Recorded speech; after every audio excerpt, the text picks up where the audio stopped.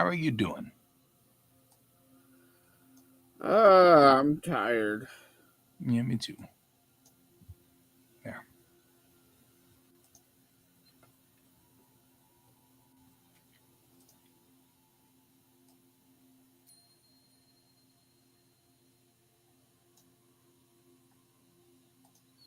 Yep.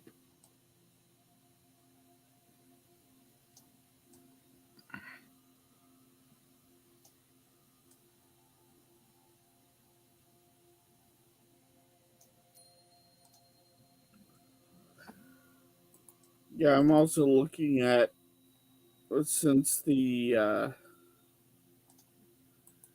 bird site is going down. I'm looking at the whale. The whale. Spoutable. Is that what it's called? Yeah, it's a Twitter version that was made actually by the person that does bot defense on Twitter. Hmm. It's interesting. I don't know if it's going to be Twitter killer. a Twitter killer. But today was the day that all the blue check marks lost their check mark. I never had one, so Yeah. But they're leaving and they're taking their hordes with them, which is now causing Musk to shit himself. So to try to save Twitter, he's actually personally paying for Stephen King and LeBron James' Twitter account to keep them on Twitter.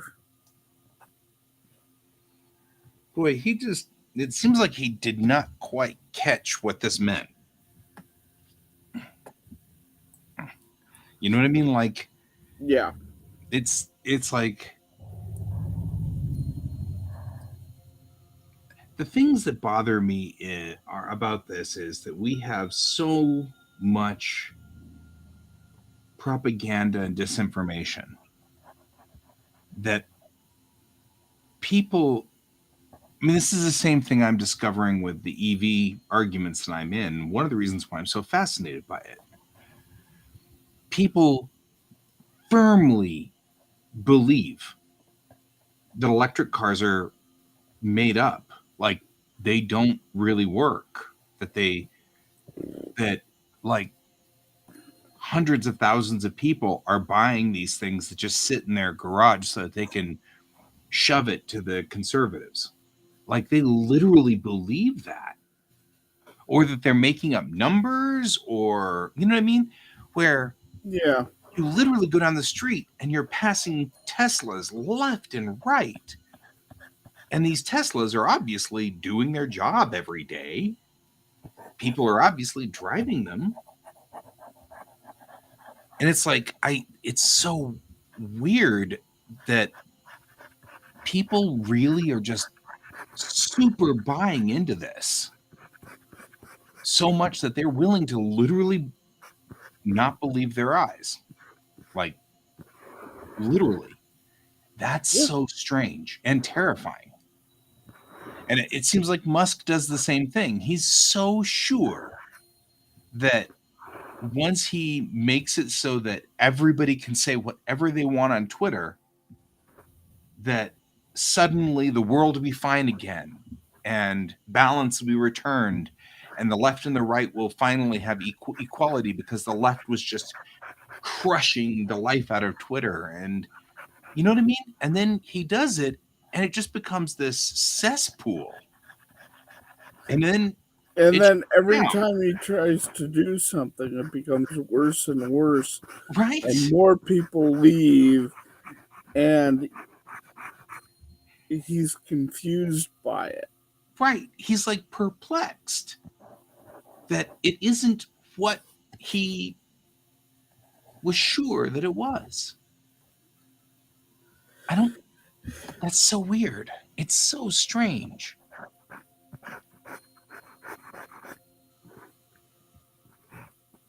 I don't know. I don't even know how to really, because this is not, he's not alone. My own friends who are conservative are also starting to buy into these weird, like, doesn't make any sense sort of things. Well, you heard about all the shootings of people that they made a mistake and suddenly they're being, murdered on the spot. Right. And Like the cheerleader. and what's coming out is these guys are fueled on racism and fear and conspiracy theories that they're gonna die if they don't protect their property. Yeah. So much so that if you make a mistake, that's a fatal error. Hey, Merrick. Good to see you, bro.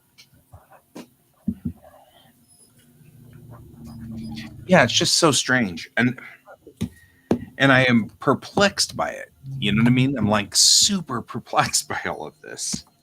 Hi, Merrick. How you doing? Hey, Tessa. You I dying? die now? What's Why are you going dying?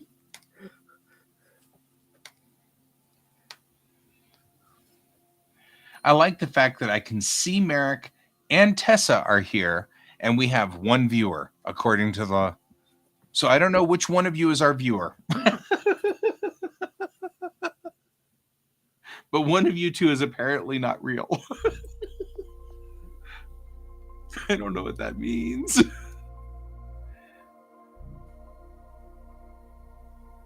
It shows there are 12 viewers here. Oh, now we've got 8 all of a sudden.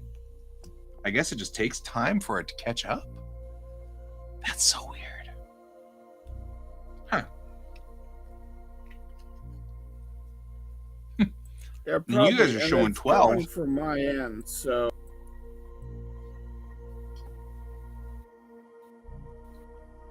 Wow.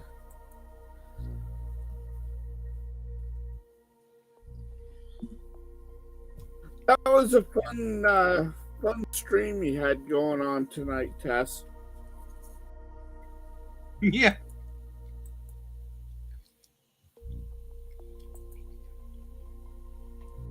I've been getting updates because I'm not stream savvy yet.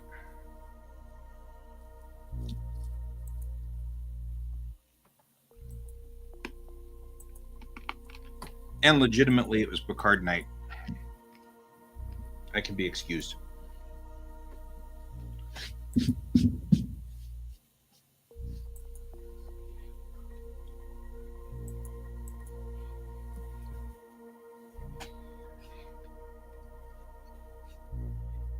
Yeah, that's fine. That is absolutely fine.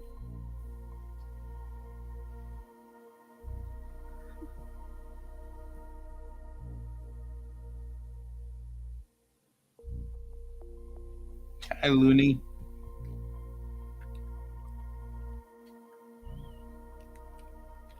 What's a bridge content?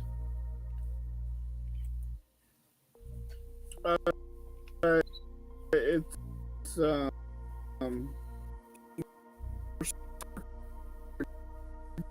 Uh-oh. Looks like Tan's in slow mode again. bridge.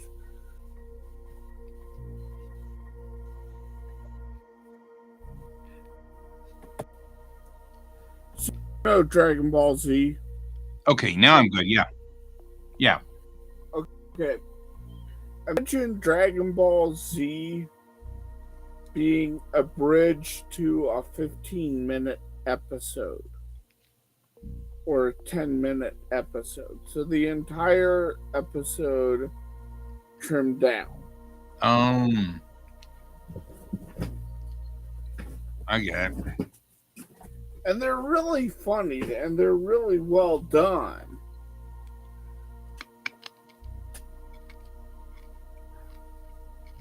And I have a small dog here who's trying to tell me they want to go outside. So give me a moment.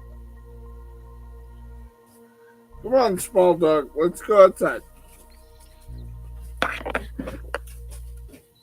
All right.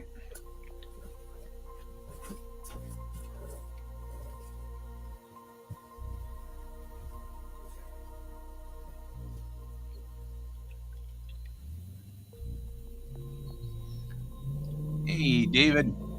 Hey, Brent. So, I am setting up my scene here.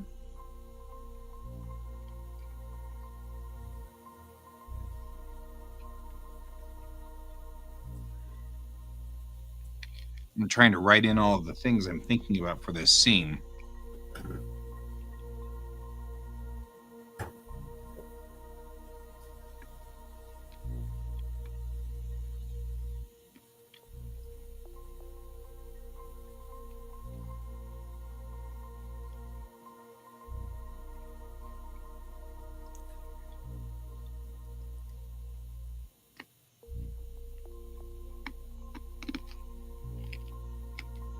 See you in a bit, Tess.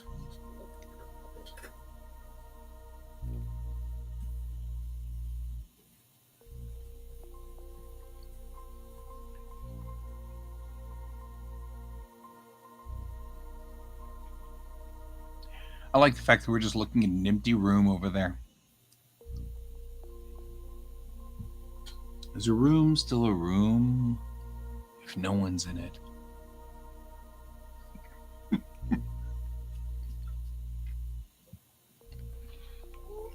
You alliance?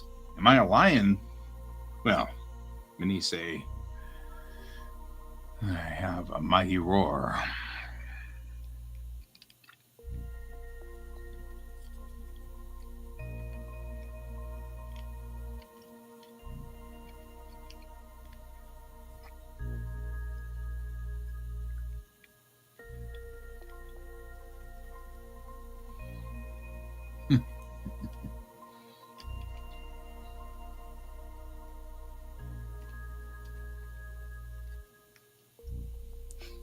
Still one of my. If anybody knows where I was quoting there,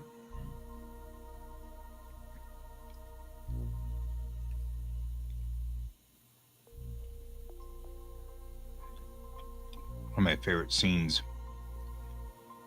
It's actually a good episode. That was from Firefly. It was probably a bad quote from Objects in Space.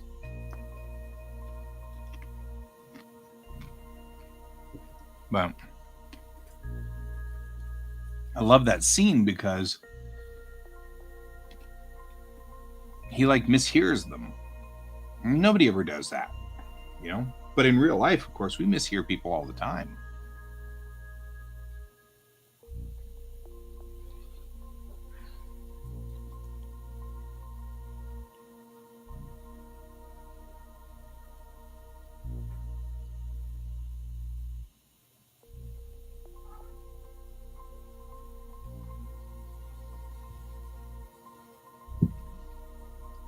Hi, you. You here to visit? You know your paws don't work to unlock my phone? Just saying.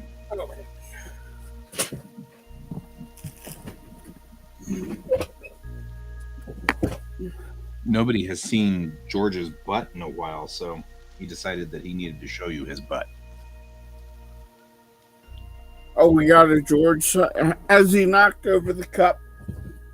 Yeah, he's already knocked over the cup during the opening credits.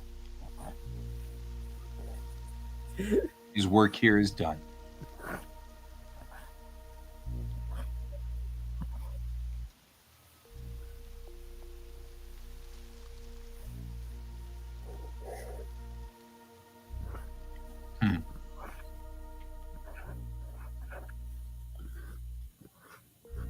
So, Brent, have you seen the finale of Mandalorian and or the finale of Picard?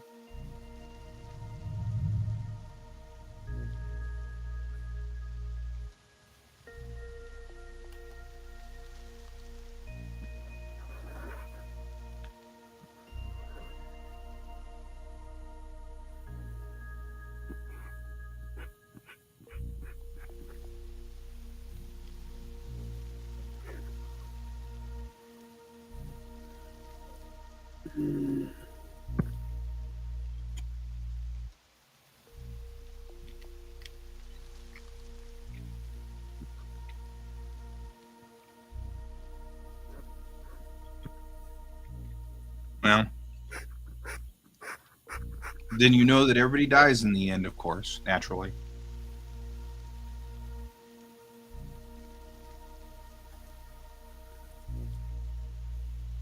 That Mandalorian really did stick the landing. They did a good job.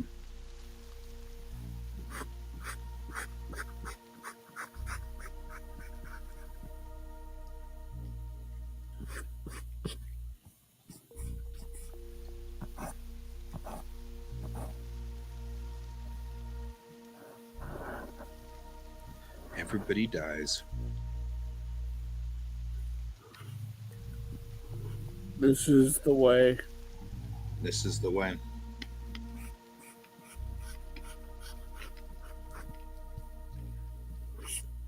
They definitely stuck the landing on Picard.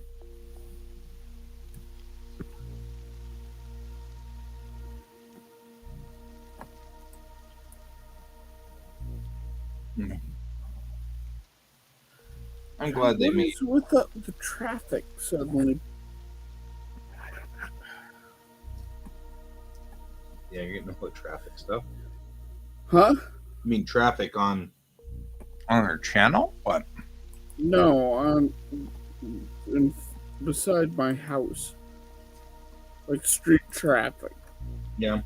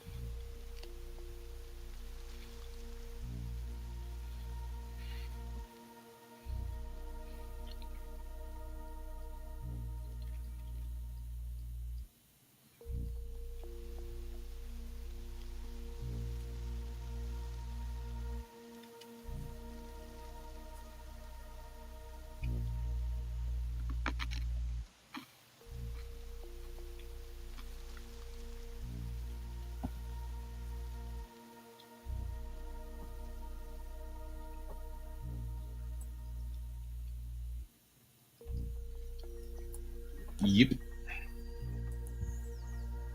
Sorry, I'm suddenly being quiet. I'm trying to figure out this page. That's what I'm doing too.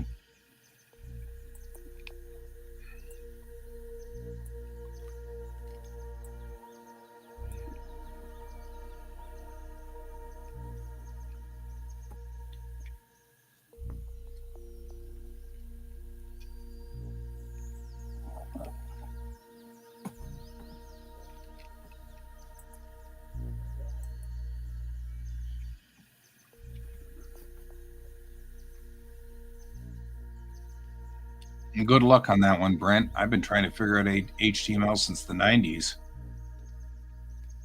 Still don't I quite used to know HTML like you, and then I took an arrow to the knee.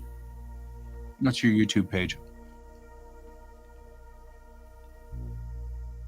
Huh? What's your YouTube page? He's trying to get us linked together so that we all have links. Oh.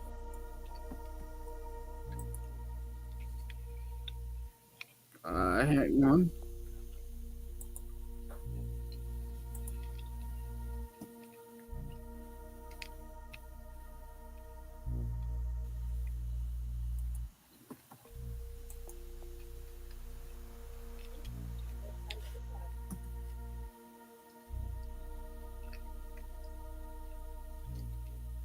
There you go.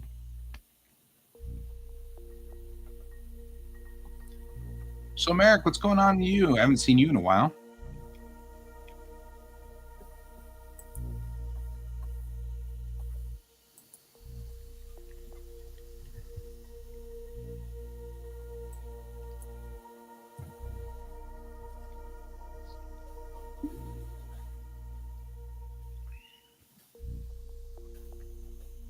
I'm just wondering what's up. What's going on in your life?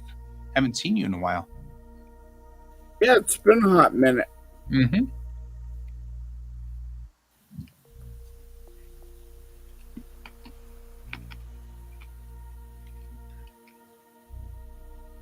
Woohoo. Village Inn.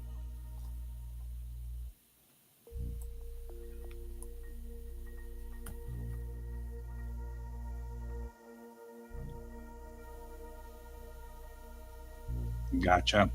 OT again, huh? Mm.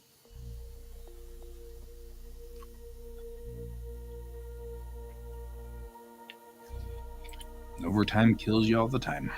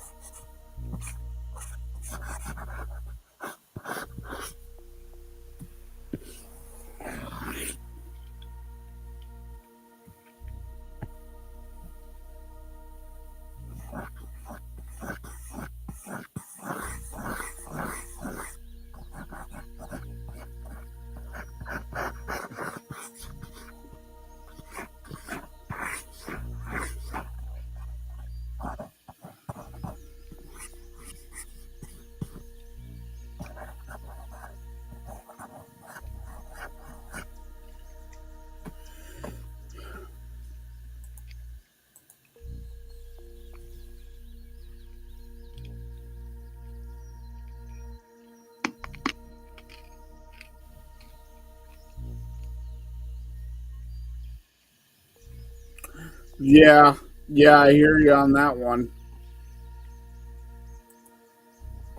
Mm-hmm. Yeah.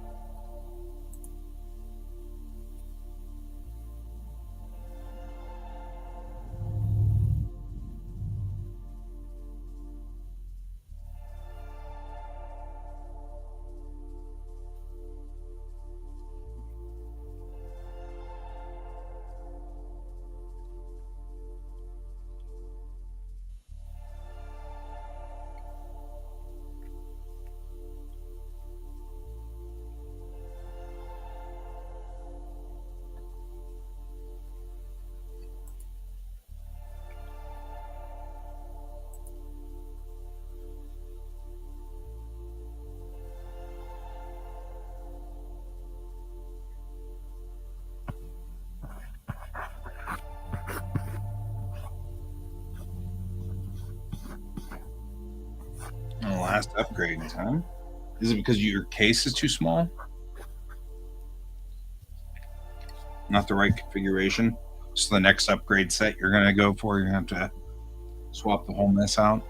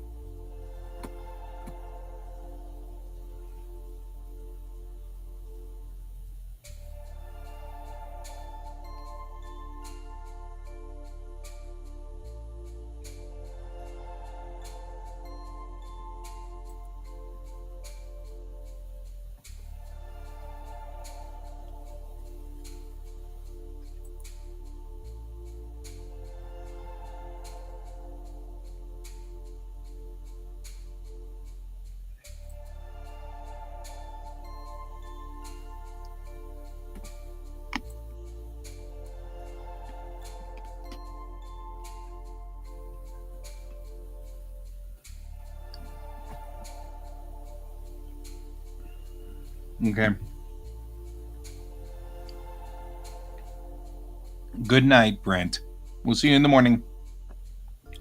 Sleep well, my friend.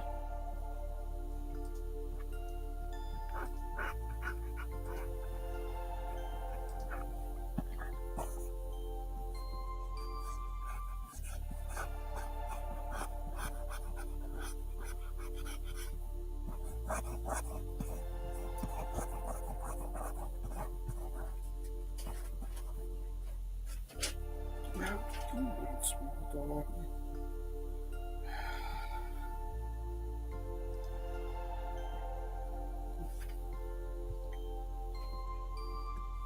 What is it that you want? You went up on my lap? You're very excited about something. Okay. Alright, give me a sec. Crap. Oh, calm down.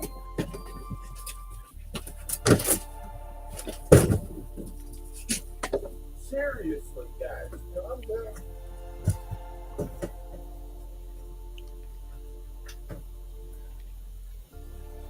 Show me.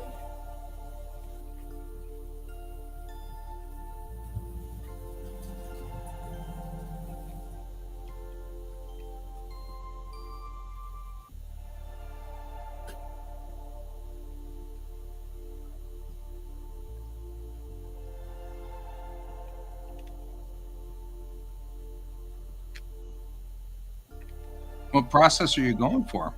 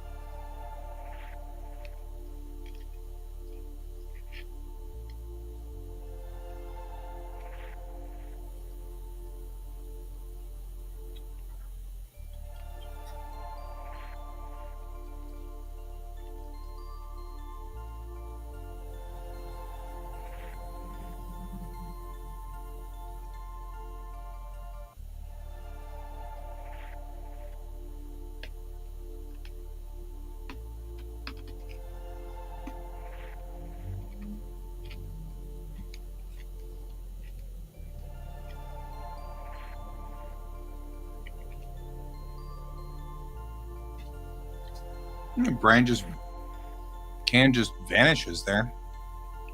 Oof, gone. Here 1 minute, gone the next.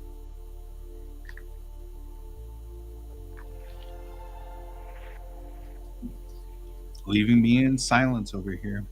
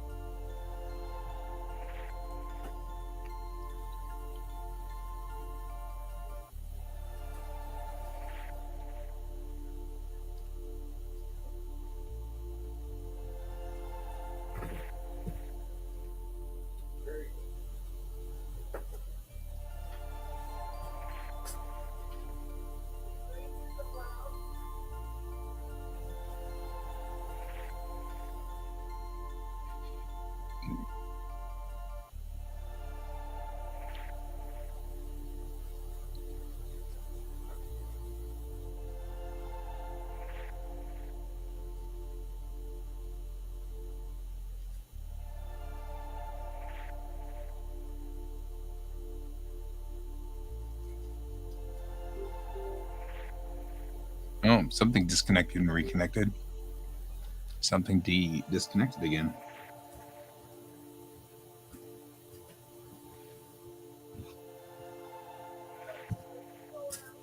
It wasn't on my side. Back in.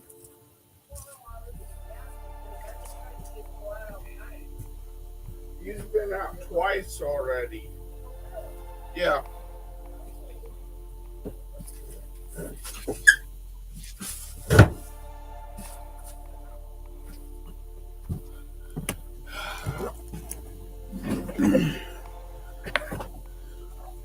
Yeah, something had discoed on your side. I heard it do the beep. So you may be missing something.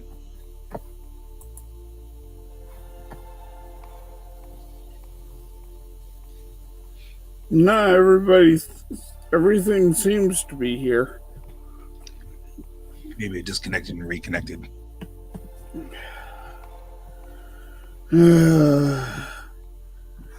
And the dogs are being a pain this evening. Right?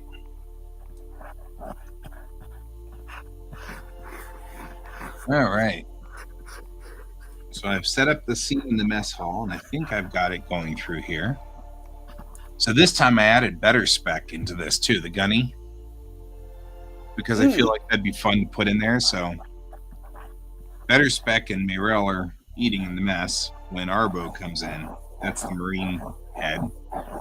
And he says, "Not bad flying back there." And she says, "Thanks." And Arbo goes, "Well, for a Navy pilot." And then she goes, "Ah, there it is. Wait, what?" And then Better Spec says, "She thought you were going to make a crack about her being Deistati." And Arbo says, "Yeah, I don't care. You're our family now. Anyway, you impressed me and I'm not easy to impress." And Mayrel's like, "Well, thank you." Then Arbo says, "I do have a question though. During the drop, were you singing?" And Better Spec goes, "Ha!" And Mayrel says, "Yes, sir. I didn't think anyone could hear me." And Arbo says, "I have good ears." And Mayrel says, "Yes, the Deist children are taught perfect pitch and timing. I time my maneuvers to the beat."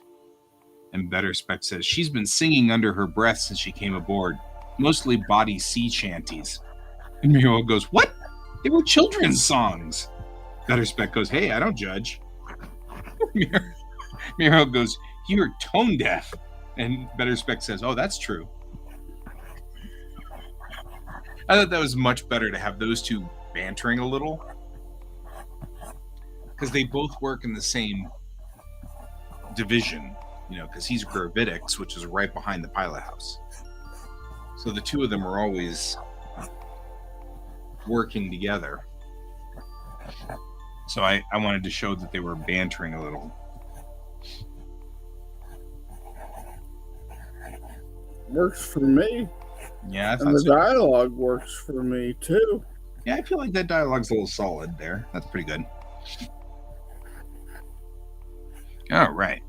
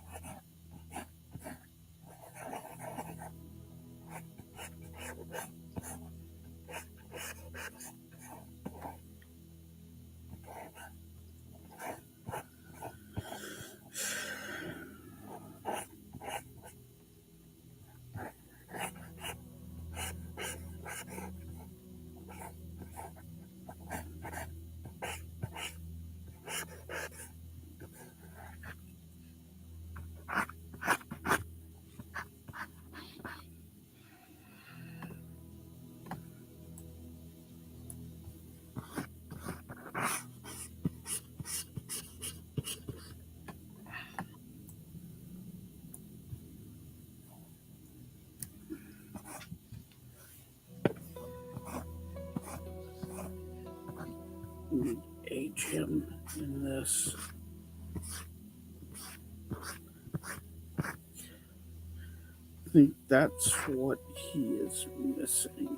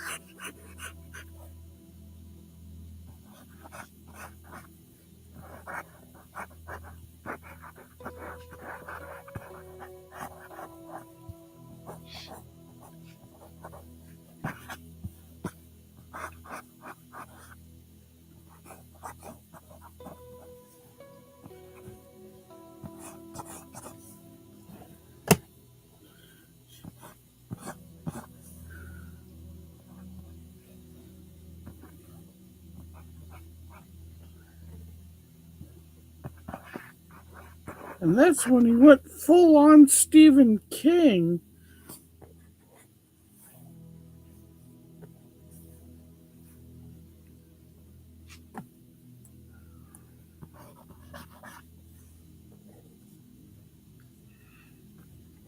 Yep.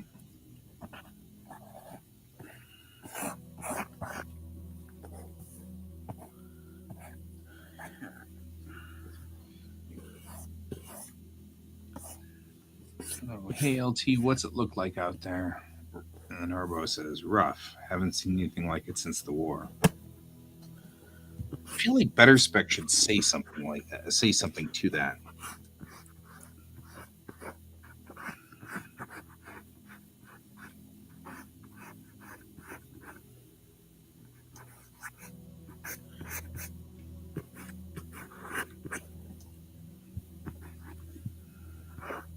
What's the line? So the Marine and Better Spec are all old hands. They were in a war. Yeah, no. What? Give me the line again. So it's rough. So Better Spec says, hey LT, what's it look like out there? And Arbo says, rough. Haven't seen anything like it since the war.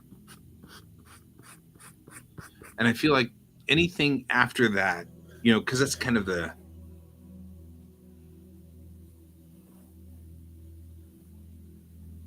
You know what? You know what it is? That line isn't good. I'm going to take this line out because really it should be something like he should, because he's from the war, right? So he should say something like, man, it is ugly out there and I was on Iwo Jima. You know what I mean? Like, say something like that, because that's what he should say. If he says it's rough and he was a Marine that was at Iwo Jima, you know what I mean? Well, it also gives you a chance to world build. Yeah, that's what I was saying. Is like whatever is their version of Iwo Jima.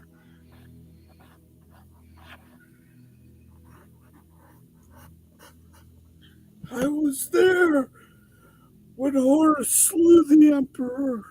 Right.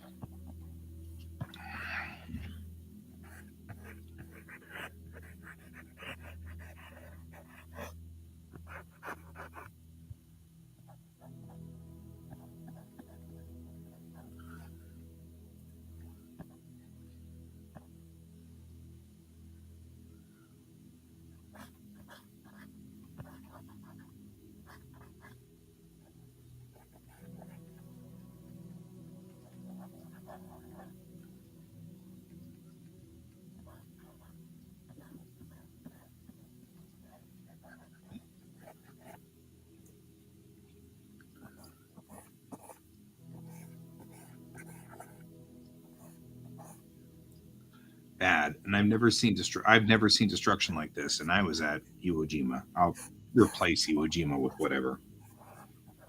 No, no, no. Uh, I haven't seen destruction like this since Iwo Jima. Because Iwo Jima should still be worse. Yeah, Okay. like this is bad. Iwo Jima was worse though. Yeah. Yeah, because then it puts put it it puts it into the reader's head that whatever Iwo Jima was really bad.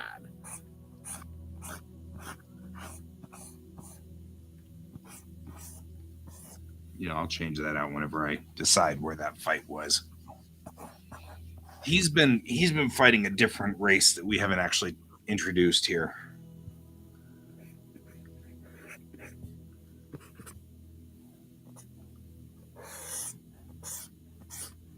But you get what I'm saying? No, yeah, bad. I haven't seen destruction like this since Iwo Jima.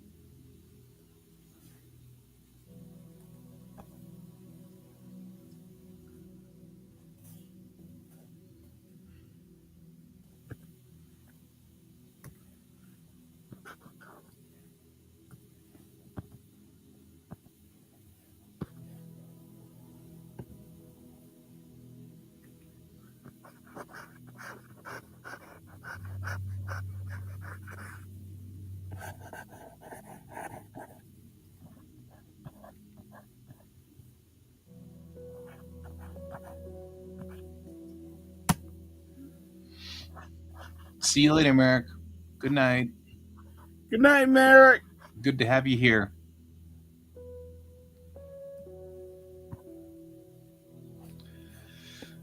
Destruction like this since Iwo Jima. Mirel says, damn. Harbo's like, yeah, we're going to need a lot more help.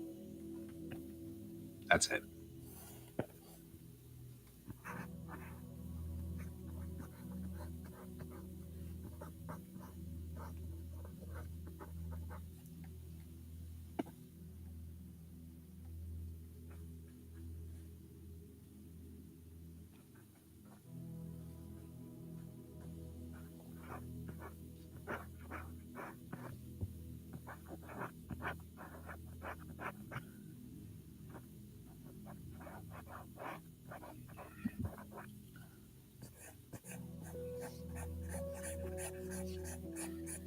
I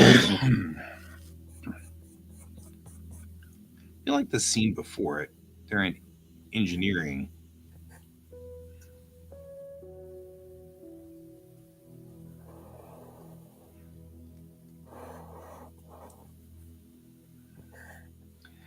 Originally, I was going to be talking to engineering about this, and I feel like this needs to be a different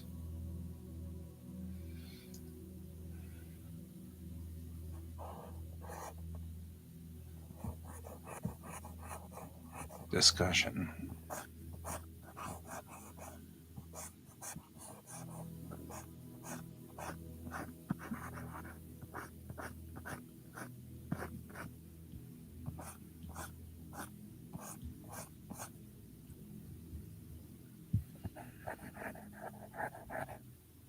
What else am I not including in this? Our science officer, Pachinko. Pachiko. Pachiko.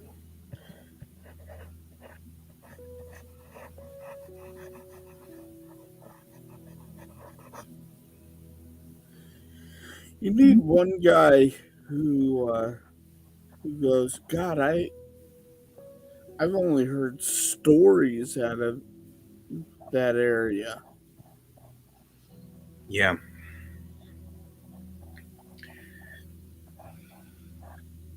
So I was listening to Dan Carlin's Hardcore History,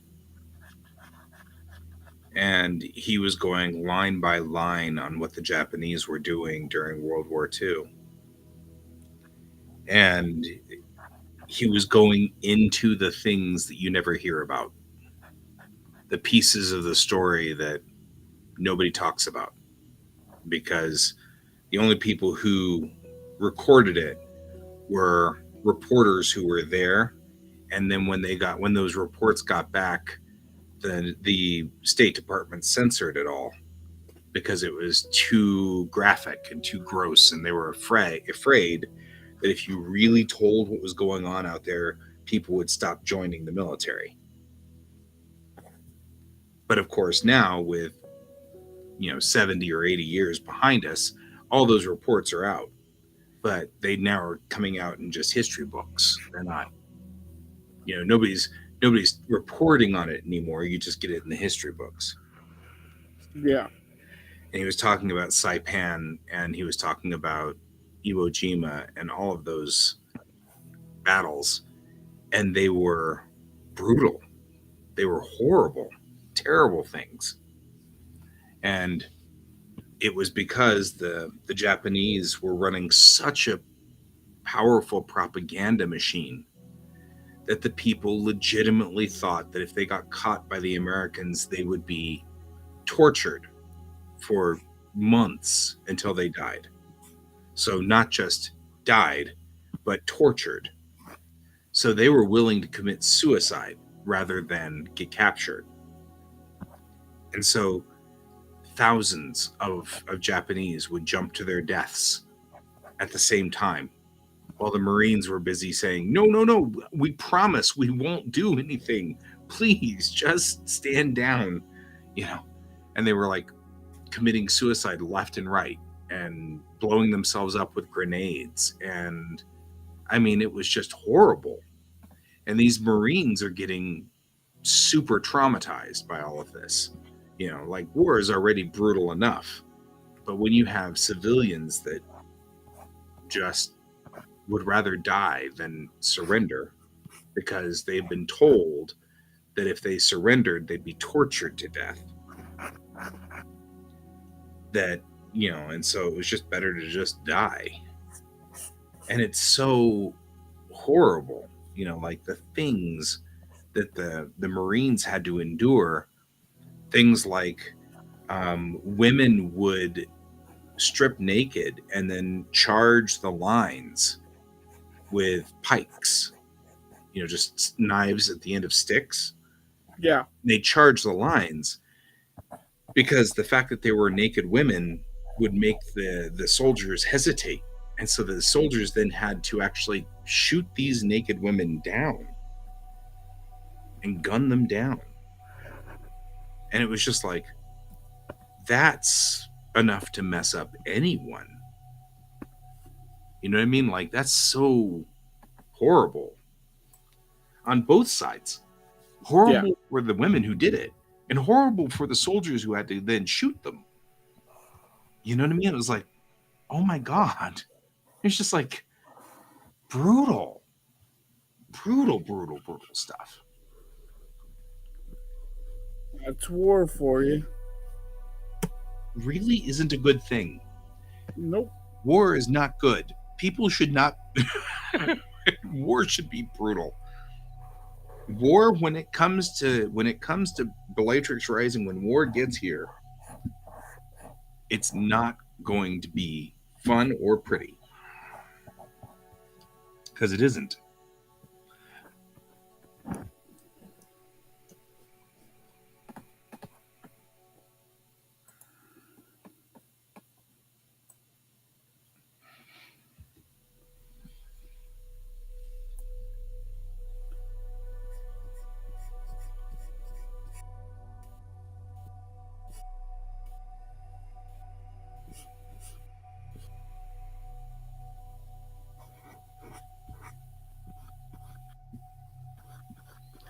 War makes money.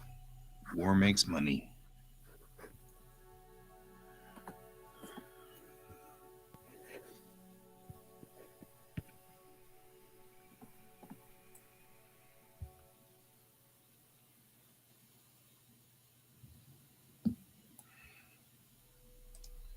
It does at that.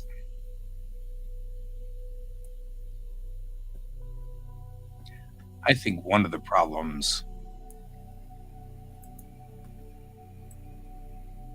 that people have is that as time goes on, we forget how bad war is. Well, it's like that old saying.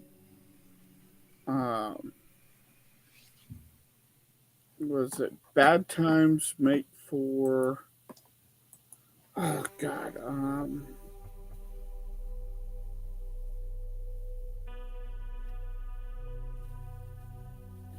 Hard times create strong men. Strong men create good times. Good times create weak men. Weak men create hard times. Yeah.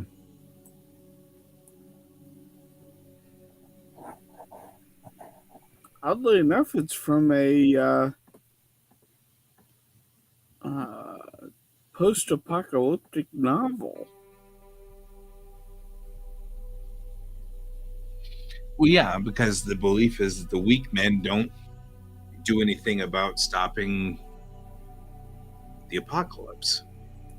Yeah. But I don't know if I agree necessarily. I think ignorance starts the apocalypse. I think I'd go with ignorant men cause hard times.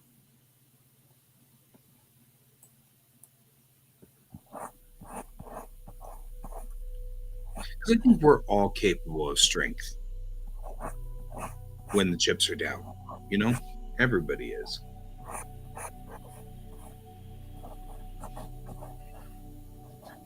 I think the thing that I'm now most worried about is ignorance.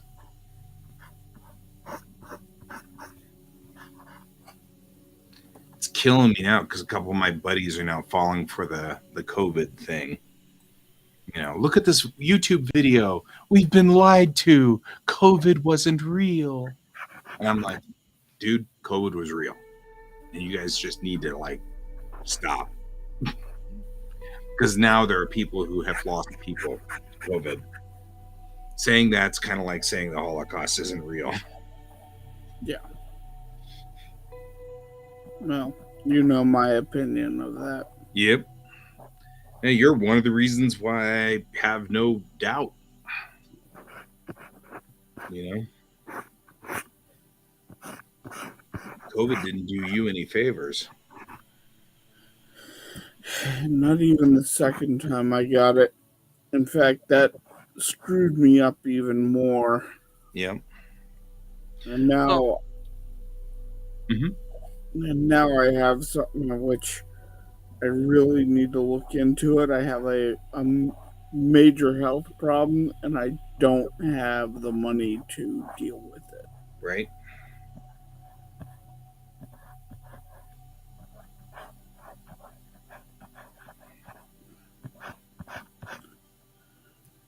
Yeah. I don't have the money to help you either. Yeah. I wish I could. I'm not asking. I know you're not. You wouldn't. But I'd offer if I had it.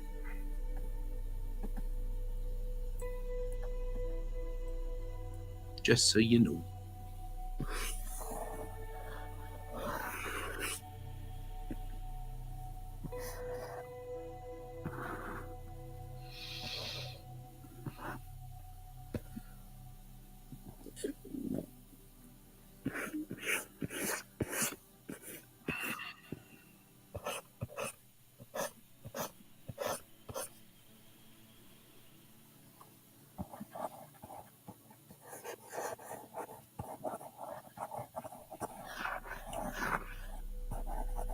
And again, it's not something I would want to wish on my worst enemy. Yeah. Yeah, I'm with you.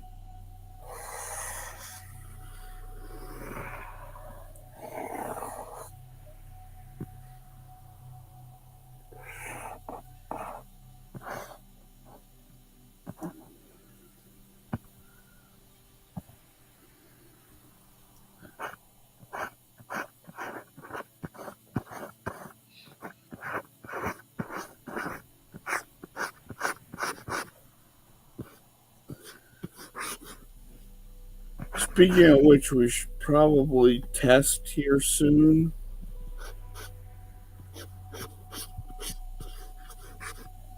Especially if Pepper is starting to develop con crud. Oh, yeah. COVID test? Yeah. Yeah. I got a COVID test downstairs. I'll do it tomorrow. That's not a bad idea.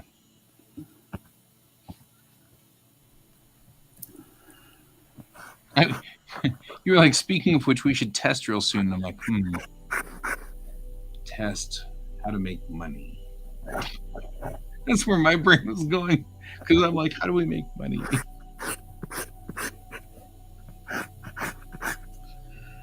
No, we just had a con.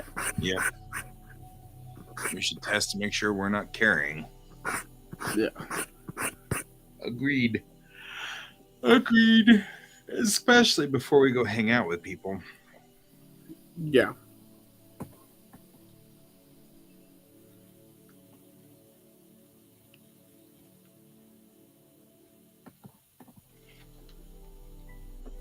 Also, because I think my immune system has been killing it every time it gets to me.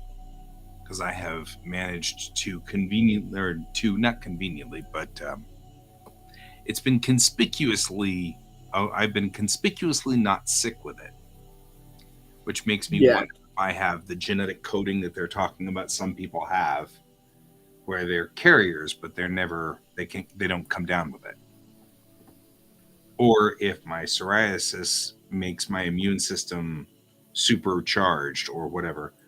But either way, I'm still carrying it, and that's a different story. Yeah. I would also just be. I would be careful with that attitude. Oh yeah, yeah. It's I have to take a conscious effort to not become careless with that. Yeah, no, because Yeah, I know. it's easy to fall into that trap.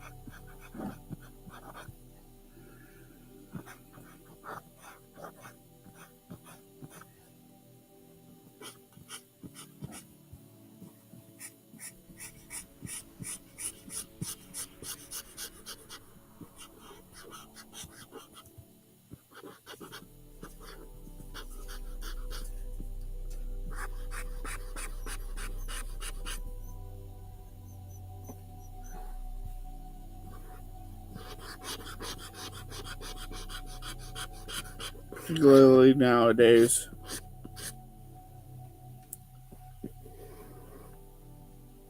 Hmm?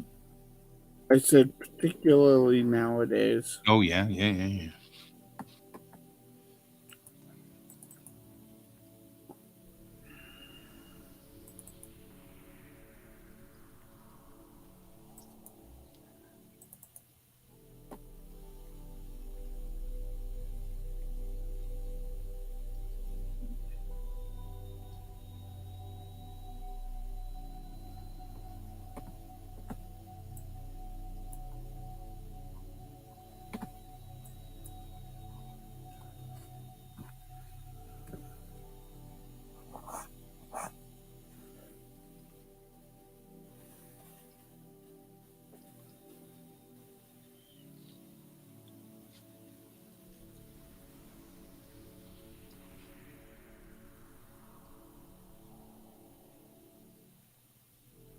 I don't know.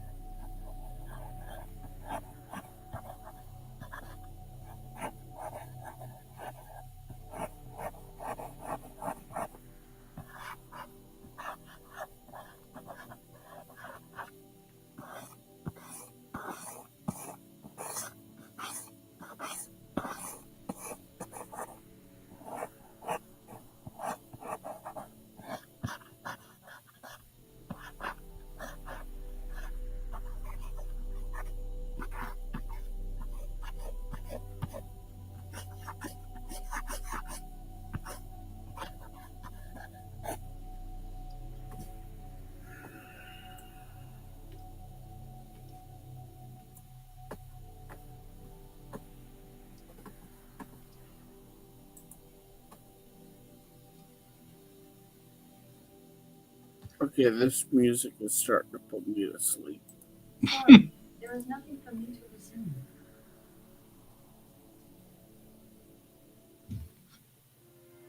didn't even say the C word. Computer red alert. Now you said the C word. And it didn't react to me. Now I'm mad.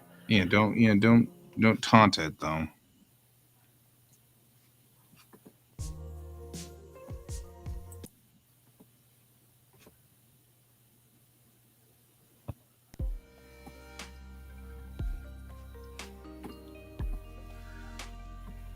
Okay. Hey, Legend, you saw the kid. What's her story?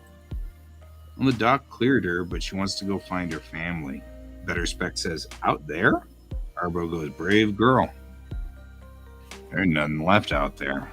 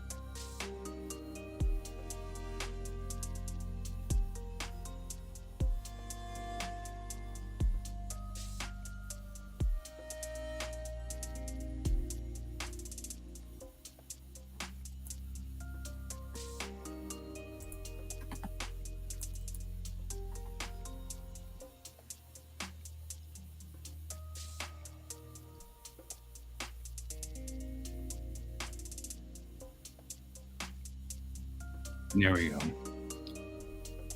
The doc cleared her, but she wants to go find her family. Out there? Brave girl. There's nothing left out there. Then Mayrel says, sometimes you need to see the end of the chapter in order to move on.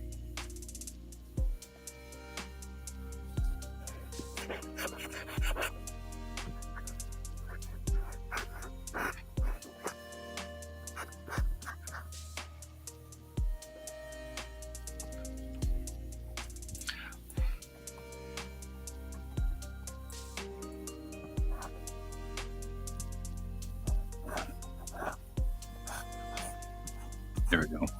Sometimes you need to see the end of the chapter with your own eyes in order to move on.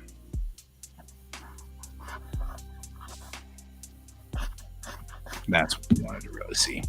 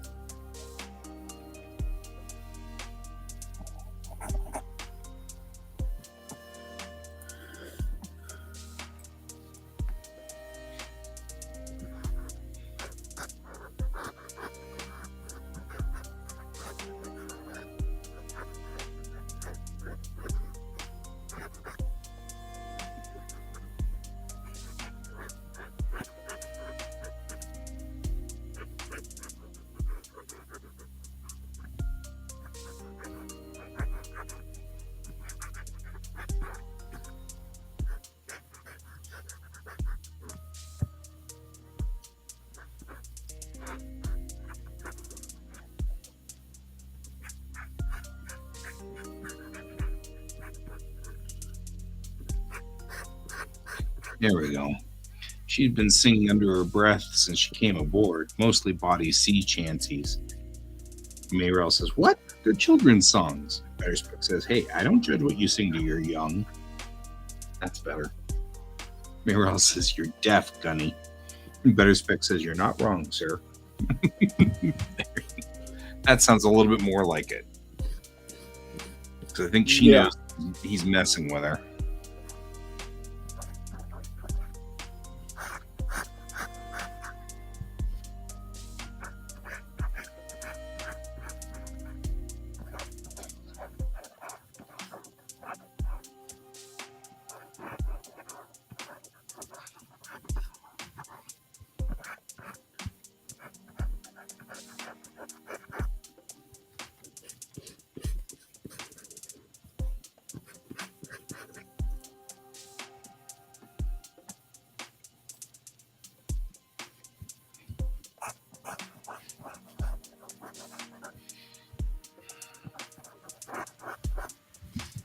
There we go.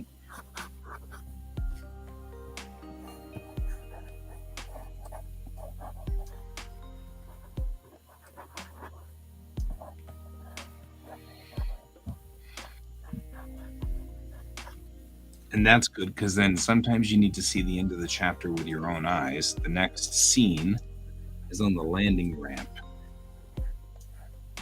And it's Nav and Nalix.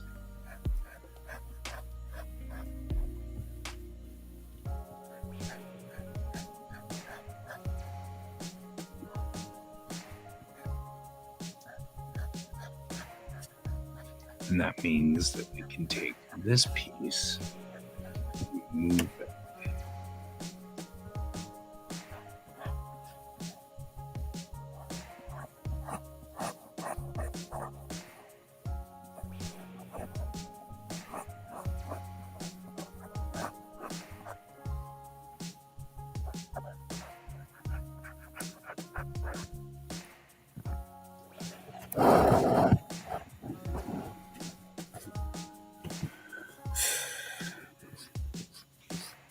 Good evening, Neon.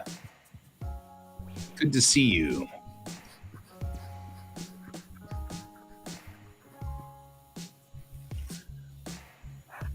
Hello, how are you?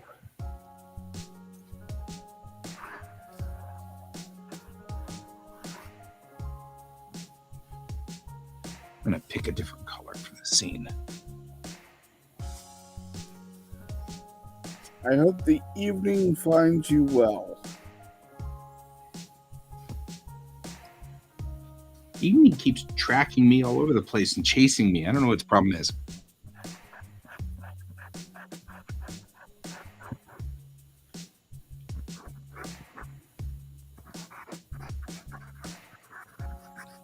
Okay, after landing ramp. Sitting down to work, huh? I get that one.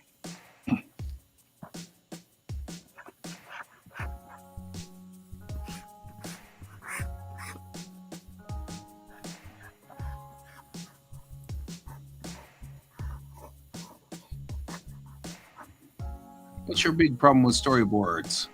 You have no script. Okay, so you happen to catch me at just the right time. This is my script.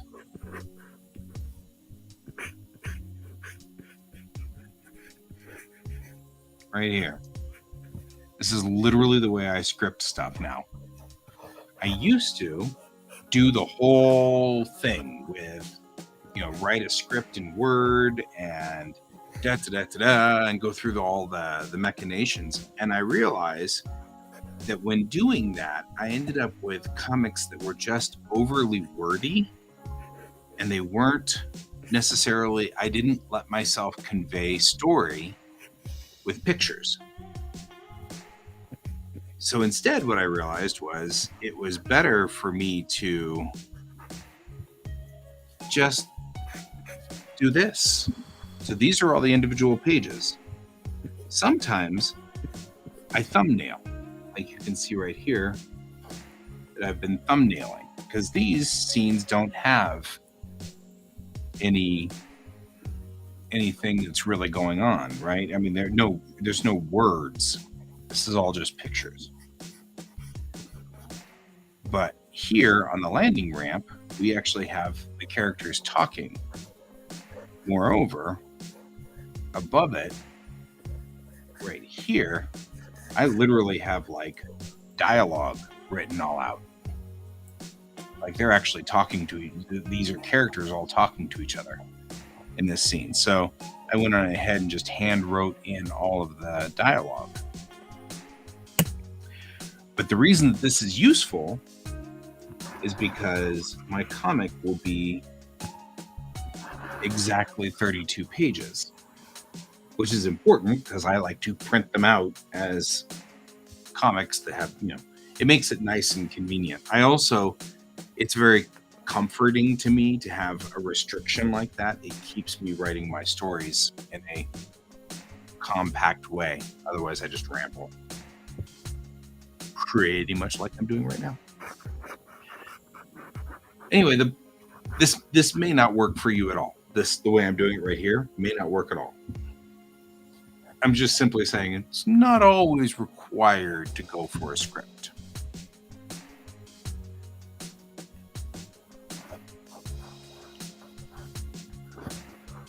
Yeah, you'll find the techniques that work for you,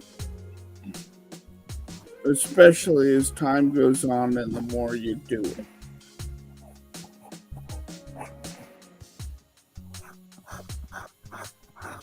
Sort of a thumbnail without a script. I'm using repetitive panels, layouts.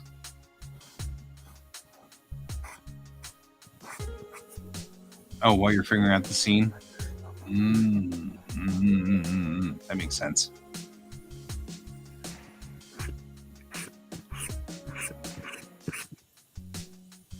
I just wanted to make sure, because I know a lot of people say when we write comics, make sure you write from the script. And I'm like, meh. Now I'm starting to go, maybe you don't care. You know what I mean? Which is kind of how I go, You've seen me, right? Of course, I'm now getting old enough where I'm like, I don't think I care anyway. However, I get the story written. It's like, nobody tells me what to do now. I'm a grumpy old man. I can be a grumpy old man now. Grump. Nobody tells me what to do. I'm old. Benefits of being a grumpy old man. All right.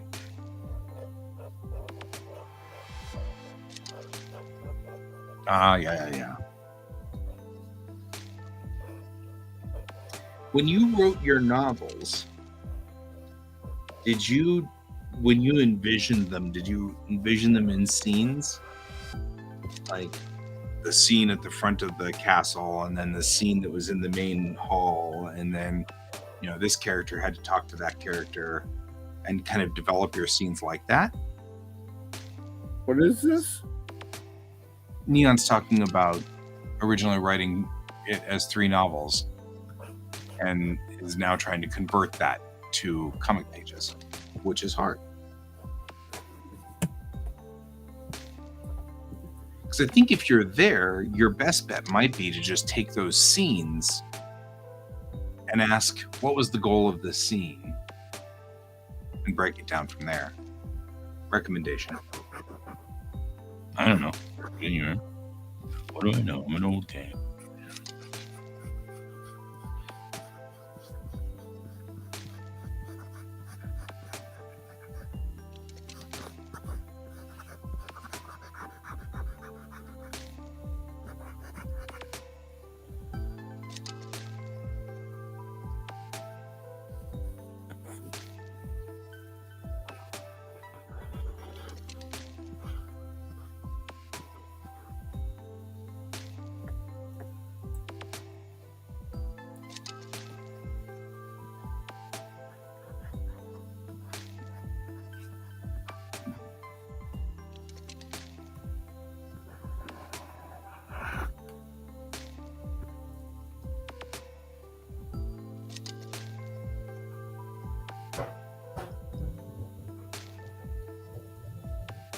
Okay, well, I need to discover what that was.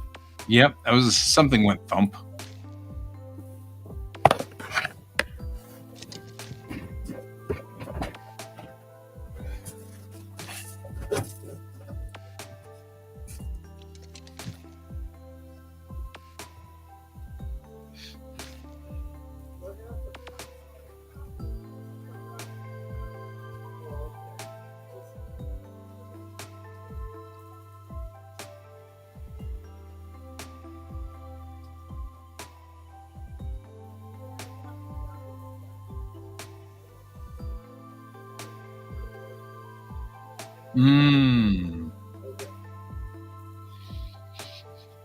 How much structure do you need, do you think? Are you the kind of person that needs a lot of structure to kind of rein yourself in? Are you attracted to structure? I should say, are you attracted to structure? Not because I'm an ADDer. I have ADD, so like for me, structure is somewhat critical. Otherwise, I just meander. Goodness knows where I'll be. So I like to structure things. It also, I feel like, pushes my creativity a little bit. You know what I mean? Like, gets me to kind of break out.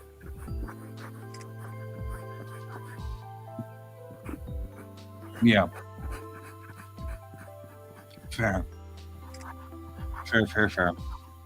So then I would think, what's the scope? How big do we think your stories are? Are they,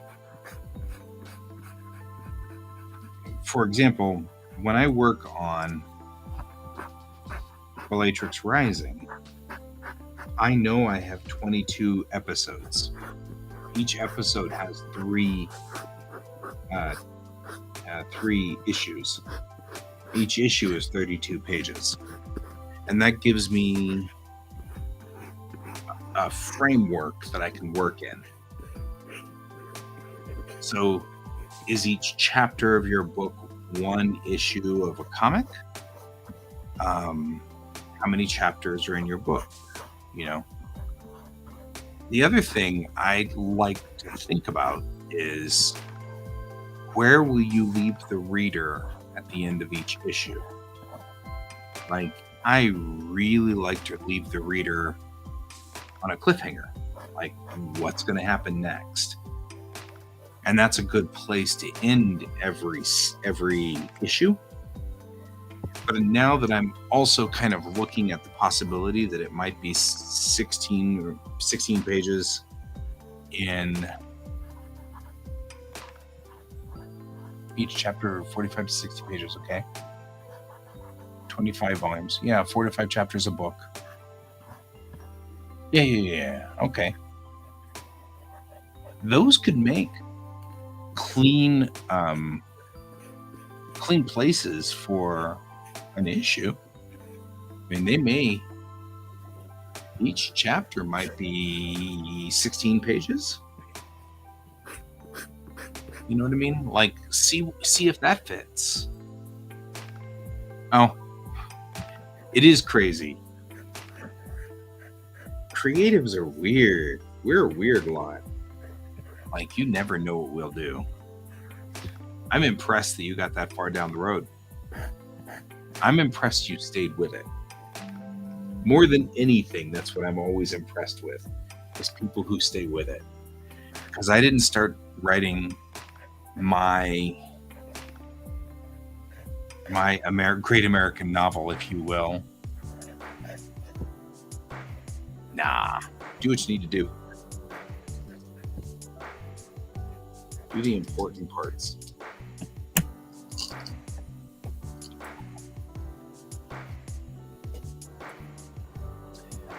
I didn't start my great American novel until I was in my late 40s.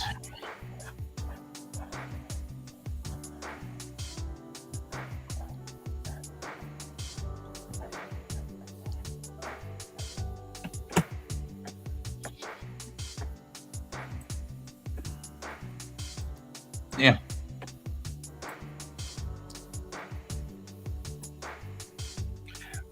So what I usually feel is that when people give that advice, they're trying to prevent you from having to rewrite, having to George Lucas your stories. If you're not worried about that, I wouldn't be worried at all. Do what you need to do. Your muse tells you what to do. You're at the whim of your muse. For some people, that muse says specific things. For other people, the muse doesn't. It's just the way it goes.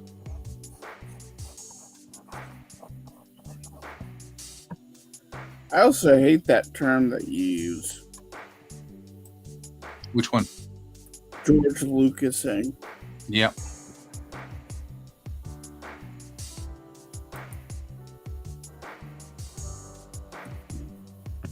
Bah. I am literally twice your age. So, and I'm just now starting this. You've got to jump on me. Don't worry about it. You're doing fine.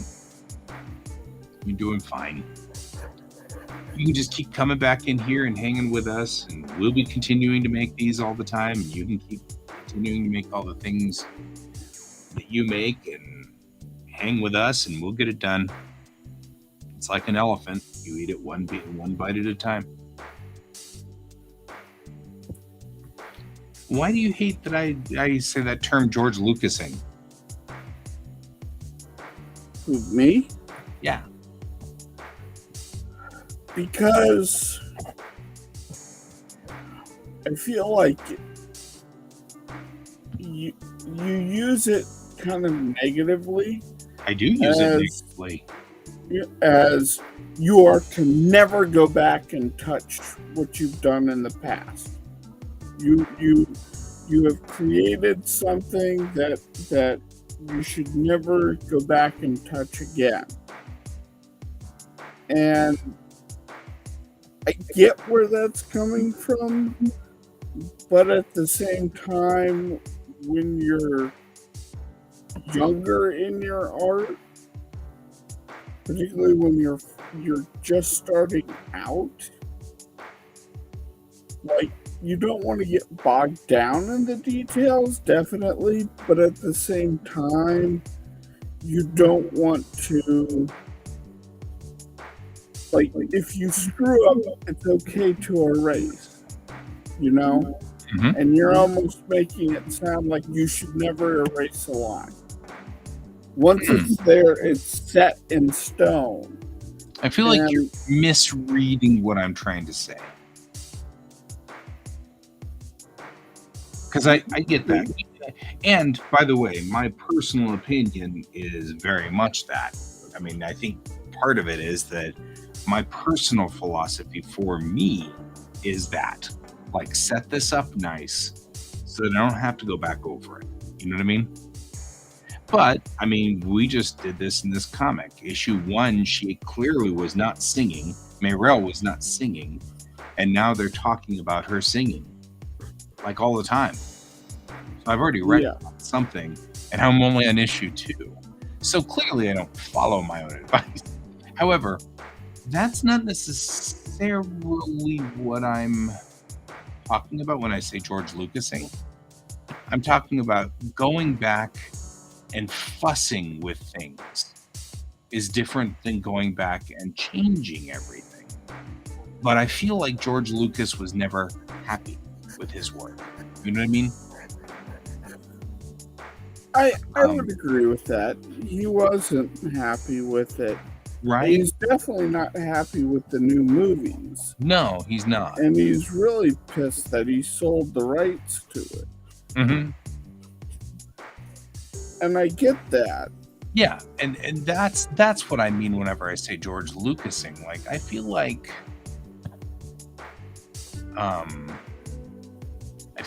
he's like he made it, and he needs to go back and change this scene, and he needs to go back and change that scene, and that scene didn't work, and he really needs to go back and now that he's older, he feels like he should change all of these things, and he should change all of those things. And I think when I'm giving Neon, the advice that I'm giving Neon is I believe that people fear that. Like, they fear that what's going to end up happening is that Neon's going to start writing and they're not going to like the first volume. They're not going to, in 2 years or 3 years, they're going to wish they could rewrite the first volume, and they'll be mad about it, and they'll be unhappy, and that's what they're fearing. And my whole thought is, it doesn't really matter. You can go back and rewrite it if you want. There's no reason not to. There's no reason to stress it. Sometimes you write your great American novel, then put it in a drawer and then come back 3 years later and rewrite your Great American Novel.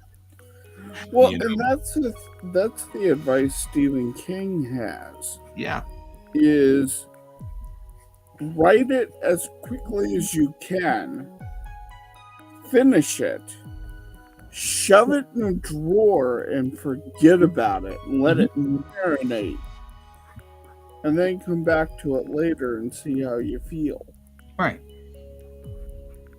And that's actually what I was headed for, was don't worry about that. Don't stress that. Yeah.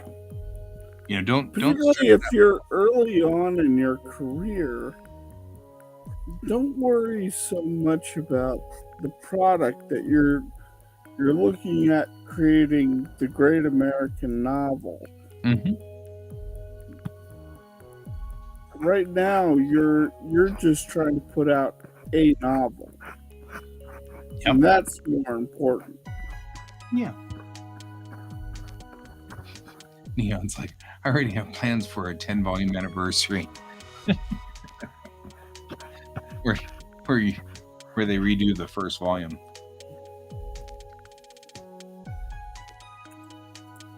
Right now, don't even plan on that. Just plan on getting issue 1 out. Yeah, it hasn't escaped yet. So let it escape. See, the best part about this whole thing is, so we had Kat on here who's with Global Comics and usually drops in to help us on all of our stupid stuff, because we do stupid stuff all the time and they're brilliant. And so it's great to have them on here. But they were talking about, you know, when they post their comic to Global Comics, they watch the analytics, and if Like they a see, hawk. yeah, like a hawk, and if they see that a page is not doing well, like people are reading up to like page 8 or something, and then they quit, then they'll go back and redraw page 8 and change the story pieces and re-upload a new page 8. I mean, like, I never even thought of that. That was such a mind-boggling idea for me. It just never occurred to me. And I'm actually looking at that right now thinking I might go back and put little notes around Mayrel to indicate that she's singing in the first issue, which has already not only been released but printed. You know, I've got it sitting over there. I've got hundreds of copies. Well, I got 70 copies. I don't have hundreds, but I've got 70 copies. Maybe even not 70. But also, don't be afraid to change it, because you only have 70 or 80 copies. Yeah. And it's self-published. It's not like the publisher has gone, we like this. Yeah, exactly. There's nothing that says that I can't go back and change it. And I liked what I came up with this idea of this scene between 3 of my characters where the pilot's talking to the gravitics officer who's talking to the Marine, and they're all talking together, and the Marine's like, "Were you singing?" And the pilot's like, "Yeah, I use that for timing, because I can keep my timing when I'm flying. As long as it's to the song, to a song, it's easier for me to remember." And they were like, "Oh, that's pretty brilliant, actually. You know, it's really smart." But then I was realizing that all these scenes where we've seen my piloting in the previous issue, there's no hint that they're singing. So it's kind of funny. Upload to Global Comics, man. I'll follow you.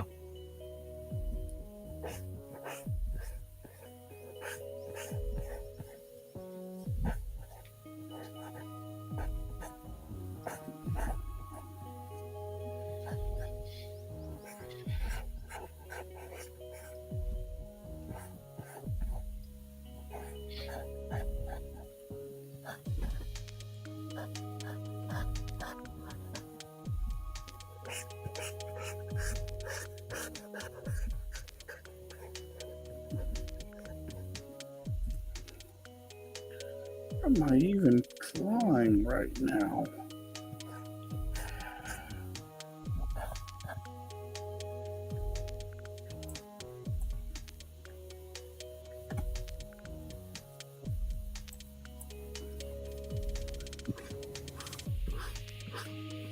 How far ahead do you guys plan? This is where you're going to get the very different story between.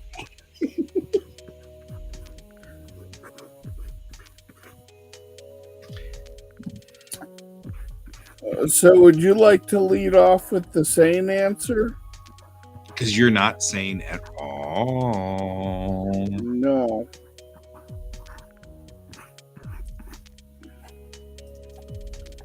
Okay. Act 1, Act 2, Act 3. In Act 1, Episode 1, 2, 3, 4, 5, 6. Act 2, Episode 7, 8, 9, 10, 11, 12, 13, 14. Act 3, all the way to the very end, the epilogue. So these all carry... Oh, whoa, not that far back. Inside each one of these, then, is each issue. Here's issue 1, 2, and 3. Inside each one of these is all the pages. Now, how far out am I as far as story goes? Every episode so far just has a Word document which explains what's going on. But that's it so far. Like into the Sakura, which is the second episode of Bellatrix Rising, after Momentary Ghosts, there's only that. Like Oxygen Inc. only has its Word document. But the Word document is pretty, complicated sometimes. Sometimes it's just this, and it's just this much of a rundown. And then sometimes it's really complicated stuff, depending on what it is. So, but I know where this story begins and ends. Like, here's the master document, which runs all of them. And so each one of these has sort of rundowns of each episode. So we kind of get a breakdown of where everything is going all the way to the very end. So that's where I'm kind of at on this one. It's a little difficult, but yeah. So that's where I am to this one, is like, I know where I'm going in the long arc, and I know where the short arcs go.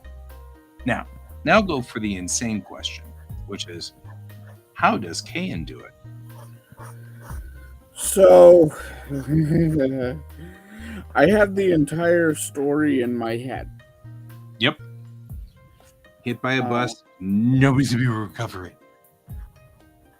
So, I know where I'm going exactly.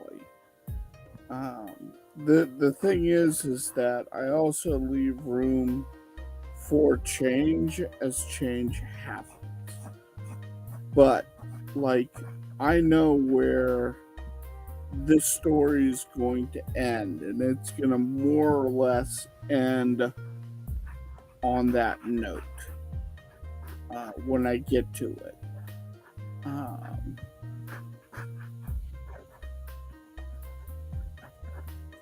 Like, I kind of know.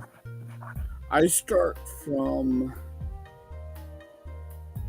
what would be the pivotal moment. Particularly in this story, I started with what I thought was going to be the beginning, and it turned out to be the middle. And now I'm working my way forward. But I already have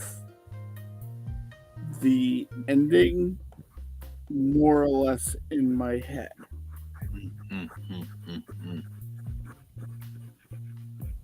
And yet I have room to grow.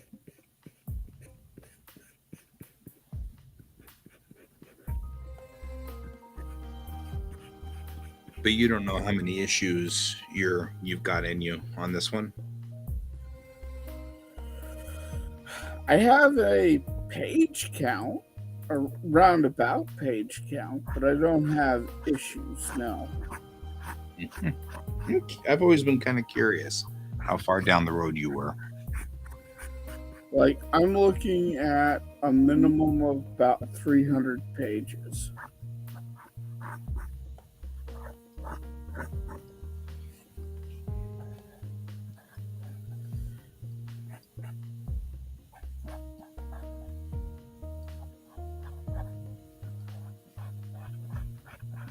And it could be more by the time I get there.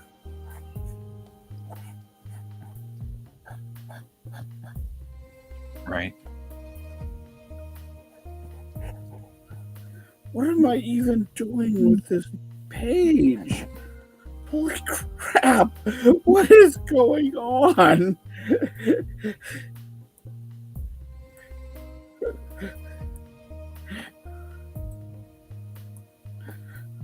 Is somebody giving him an egg? No, he has an egg. Oh, he has an egg. Gotcha.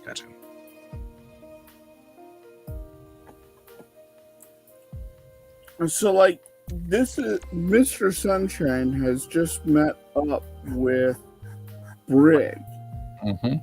and now he's kind of realized that someone is coming in and messing with his territory, and he doesn't like that. And this is the first time we're actually seeing what Mr. Sunshine is. Gotcha.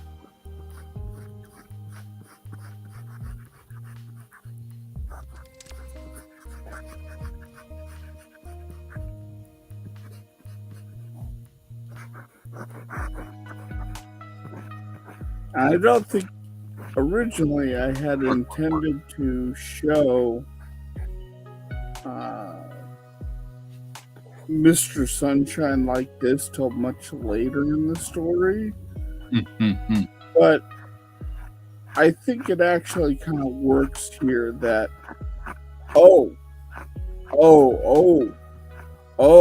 because I've been setting up and hinting at what he is. But this is the first time you're sitting there going, oh, he a bad man.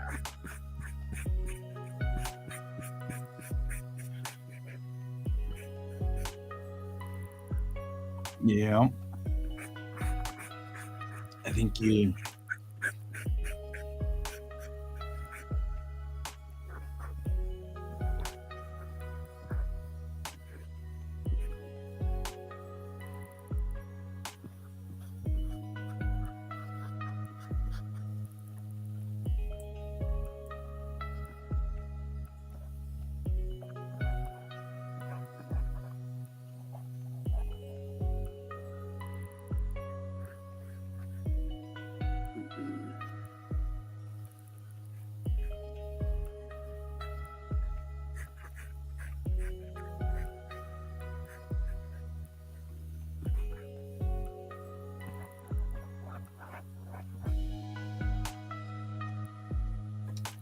Dang it. I gotta think this one out.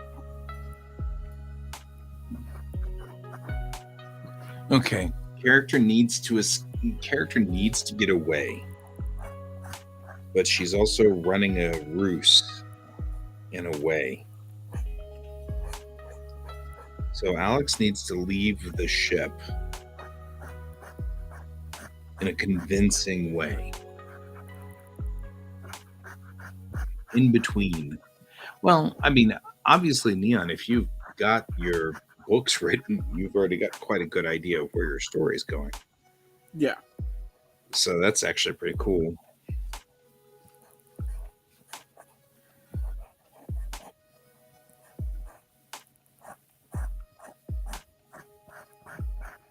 I think that's great because you've got source material. So I always refer kind of to my muse because I have a very distinct inner voice that tells me what, where, when, why, how to do my stories. I also do a comic strip from time to time, and I've noticed, like, I tried to go political with my comic strip, and I just ran out of funny things to say all of a sudden. Like, my muse was like, no, you can't do that. I was, okay, gotcha. So, when your muse tells you to change story pieces, just go with it. Don't fight it. Yeah. Because, like, that's just the way it goes. My other bit of advice.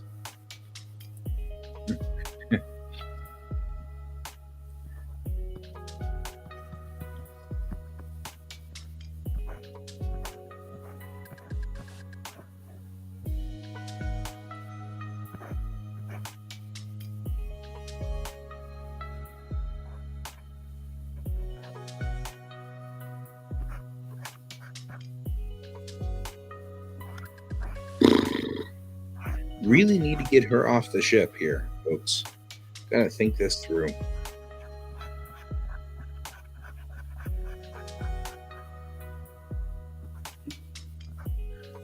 Do you though?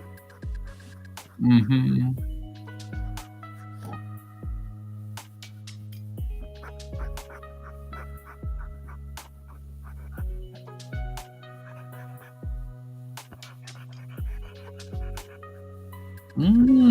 That makes sense.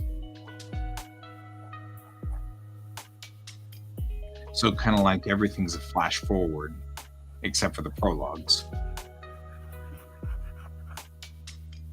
Or rather, the prologues are all flashbacks. Makes kind of sense. I like it. It's a good mechanic. And yes, she needs to get away from the ship so she can talk to the cat. Oh, got it. Yeah. As silly as that sounds. And it does. It sounds silly, but I know exactly what you're talking about. Yeah, it is ridiculously silly.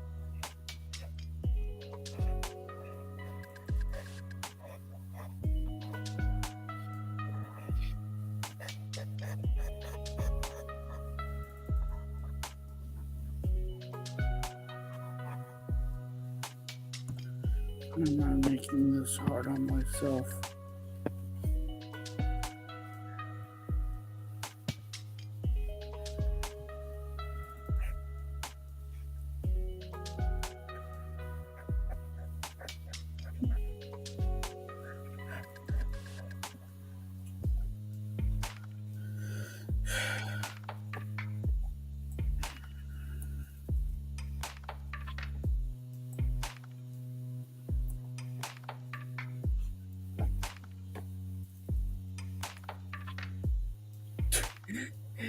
He's gone from this funny, jokey character to, oh my god. Right.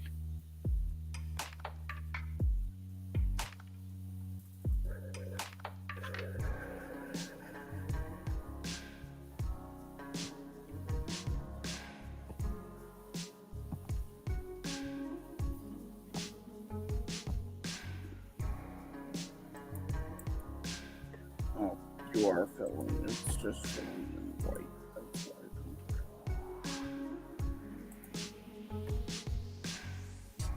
5 minutes remaining.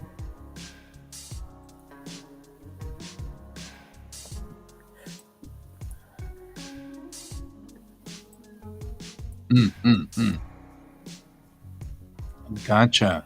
That's kind of cool. I like where you're going with this one.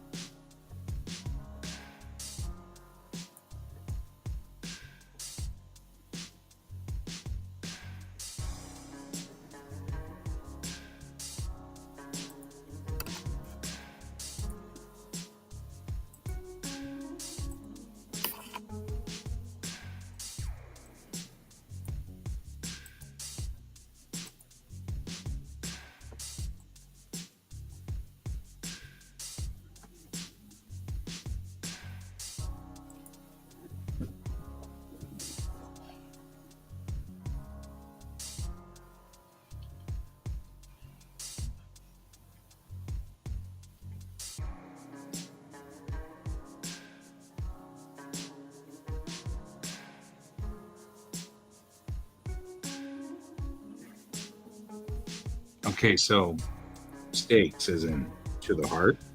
I'm just saying. Okay, see, I'm a dad. I'm required to do dad jokes. I'm sorry. But I think that all vampire stories have high stakes.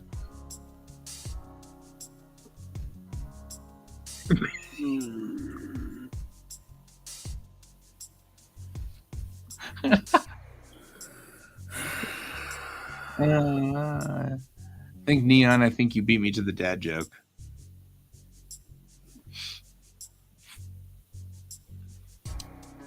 I like Navin's telling Alex here, if you need us, just call. We'll come get you.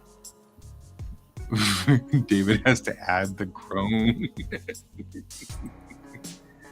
There was, so we were, when we were in Japan, we had to go, do something which required us to go to the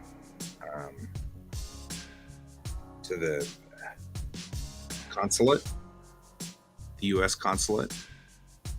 So we went down. It was in the middle of Tokyo, and we went into the consulate. There was this really big buff Marine there, like, in uniform and everything, and he had a sidearm on him and everything like that. And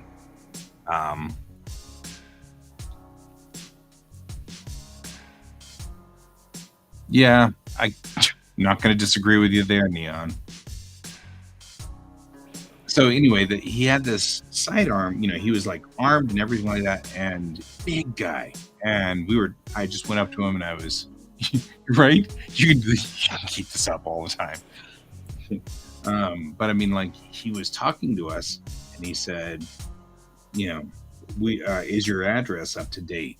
And I said, well, yeah, I believe so. And he goes, good, because if anything happens, we will come get you.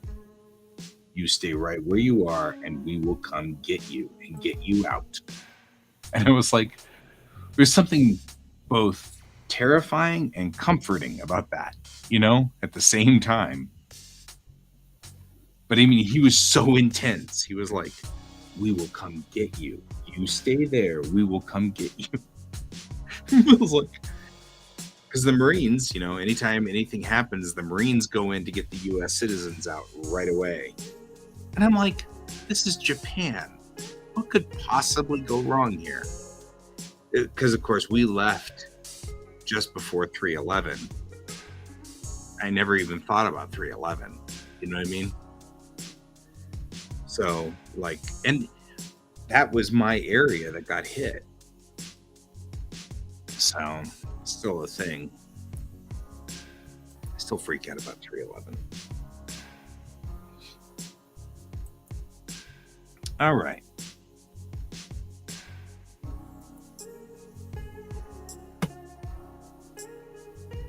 That, I feel, is better. So Navin gives Alex a portable Replimat. And then they just kind of sit there for a second. And then he goes, are you sure you don't want company? And Alex says, there really isn't much here that can hurt me. And this is something I just need to do alone. And he goes, okay, but if you need us, just call. We will come get you. It's that same feel.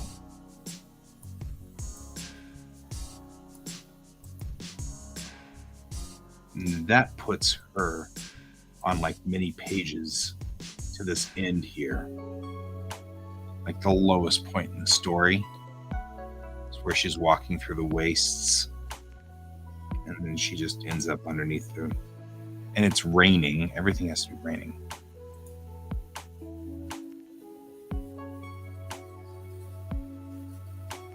Did I mention that before? Why it's raining? Huh? Did I mention why it's talking to me? Yeah. Do you remember what you... Okay, I wrote it down. Never mind, I did.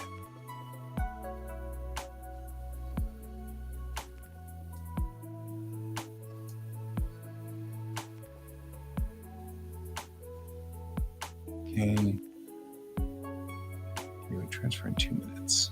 Roger, standing by. It's rain. People.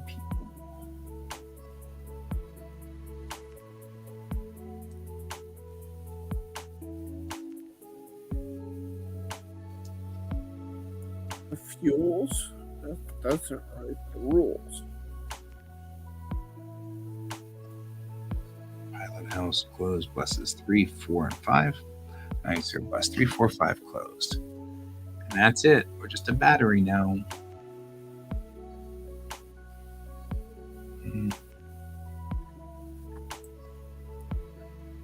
Nope. What are we doing here? Do you know what we're doing here? We're a generator.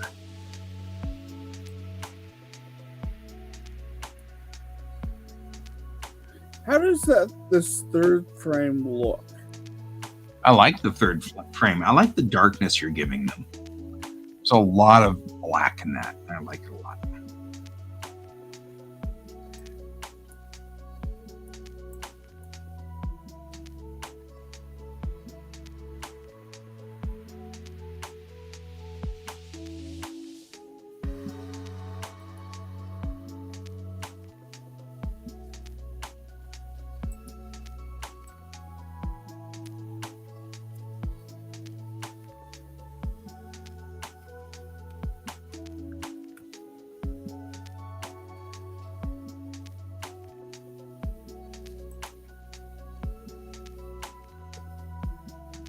Neon agrees.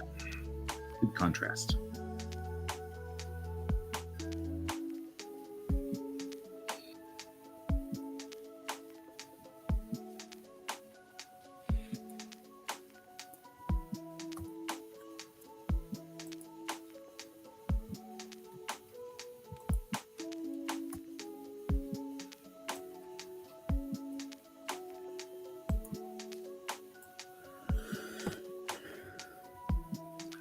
Talked to Donald.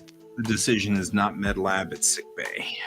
So, oh, you were there. Yeah. Yeah, that's the Navy guy.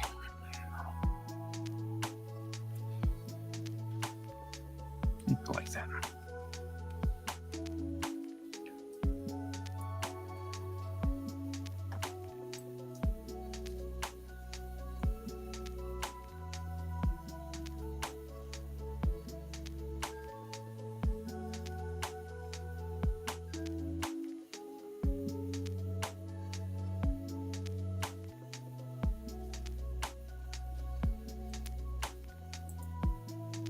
Still feel like that I'm not going to be able to do that great scene that I want to do now.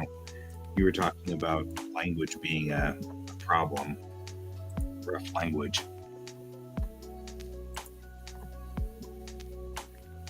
What scene?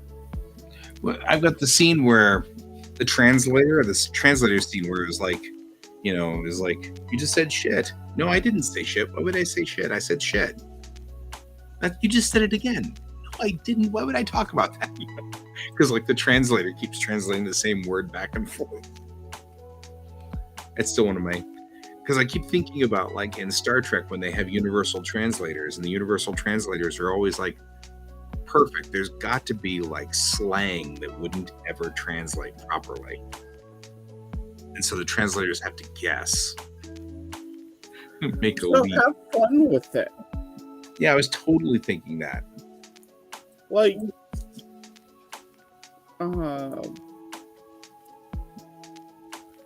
that's the one thing I love.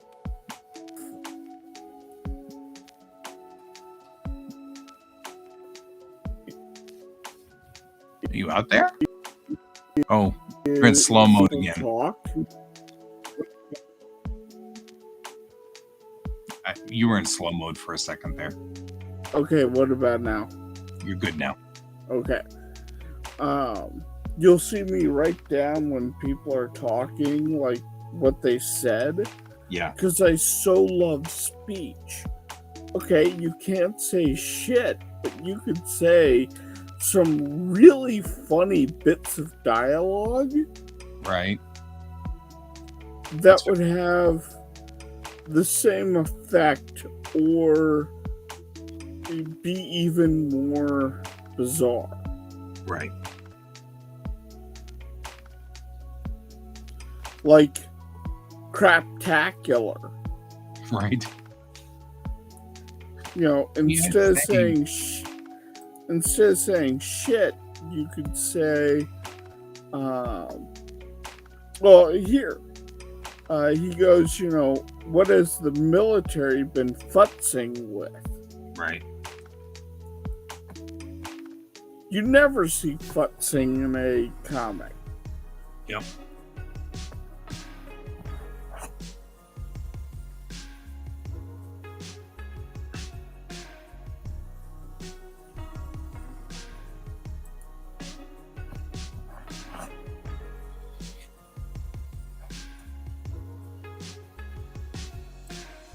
I think at one point in one of my comics, I had a character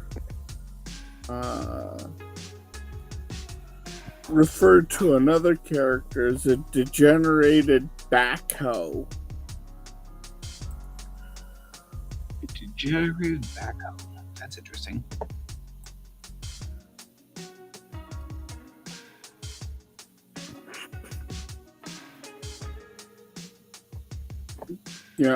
Does it make sense? Probably not.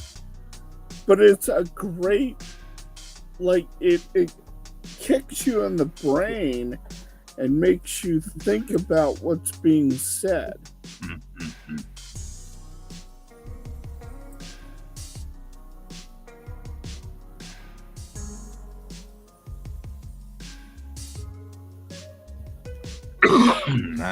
Well, we are at 12:09. So I think I am going to head to bed. I'll be up in the morning to continue working on this project. But I want to get to a solid script form pretty soon here. Because I want to get started on these two. I'm concerned that I'm hoping to at least start getting cracking on the actual pages in hopes that we can have them ready for IACon, but I doubt. I have some hope of it. Good night, Neon. I hope you join us again. I enjoy your company. Good night, David. I know you're out there too. Hope you do well. Oh, and David, we probably, now that Picard is over, we've got a few weeks before they start another Star Trek.